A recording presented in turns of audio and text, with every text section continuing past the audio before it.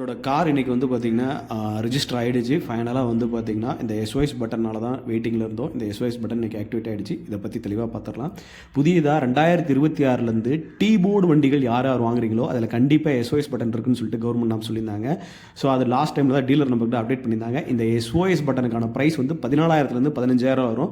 நம்ம நிப்பான் ஜிபிஎஸ் போட்டிருந்தோம், அது 14,500 வந்தது. இந்த எஸ்ஓஎஸ் பட்டனை 4-5 செகண்ட் நம்ம ஹோல்டு பண்ணும்போது இது போலீஸ் சர்வர் 112 கூட கனெக்ட் ஆகும். அந்த 112 கூட கனெக்ட் ஆன பின்னாடி இந்த வண்டியில் இருக்கிற ஜிபிஎஸ் டிவைஸ் ஆக்டிவேட் ஆகி அந்த லொக்கேஷனை வந்து அந்த போலீஸ் சர்வருக்கும் நியரஸ்ட் இருக்கிற ஆர்டிஓவுக்கும் அண்ட் வண்டியோட ஓனருக்கும் ஷேர் பண்ணும். ஸோ இந்த எஸ்ஓஎஸ் பட்டனோட ஃபங்க்ஷன் இதுதான் வந்து பார்த்தீங்கன்னா. ஆஃப்டர் தட் எஸ்ஓஎஸ் பட்டனும் ஜிபிஎஸ் இன்ஸ்டால் பண்ண பின்னாடி தான் வந்து பார்த்திங்கன்னா அது சீரியல் நம்பர் வச்சு தான் நம்மளால் ஃபார்ம் 20 அப்ளை பண்ண முடியும். ஃபார்ம் 20 அப்ளை பண்ண பின்னாடி நமக்கு ஆர்டிஓவில் ஸ்லாட் அலாட் ஆயிரும்.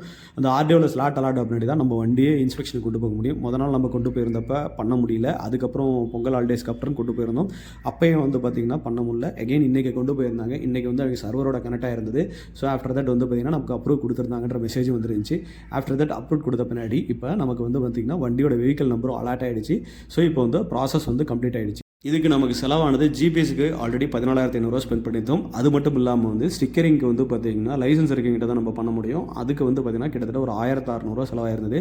வண்டியோட எக்ஸ்ஷோரூம் ப்ரைஸ் 8.75 லட்சம். இதெல்லாம் சேர்த்து பார்க்கும்போது 8,91,600 எனக்கு செலவாயிருக்கு. ஃபைனலாக வந்து இந்த ப்ராசஸ் ஃபுல்லாகவே நமக்கு திருவேணி மாருதியிலேருந்து வந்து பார்த்திங்கன்னா நமக்கு ரொம்ப ஹெல்ப் பண்ணியிருந்தாங்க. அதுலேயும் சன்பத்ன்ற சார் வந்து நமக்கு முடிஞ்ச அளவுக்கு எவ்வளோ சப்போர்ட் பண்ண முடியுமோ பண்ணியிருந்தார். ஸோ அவர் சப்போர்ட்டில் வந்து ஃபஸ்ட்டு கார் வந்து பார்த்திங்கன்னா TN30 ஆர்டிஓவில் இன்றைக்கி நம்மளுக்கு தான் ரெஜிஸ்ட்ரேஷன் ஆகிருக்கு. ஸோ அந்தளவுக்கு நம்மளையும் அவர் ஃபாலோ பண்ணிட்டே இருந்தார், நம்மளும் வந்து அவரை ஃபாலோ பண்ணிட்டே இருந்தோம்.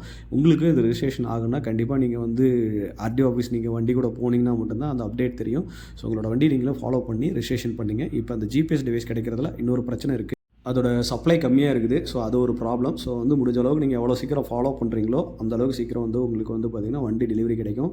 நாங்களும் இதை நிறையா ஃபாலோ பண்ணது பின்னாடி வந்து பார்த்திங்கன்னா நமக்கு இன்றைக்கி வண்டி வந்து நம்பர் அலாட் ஆகிடுச்சு. ரொம்ப நன்றி, தேங்க்யூ.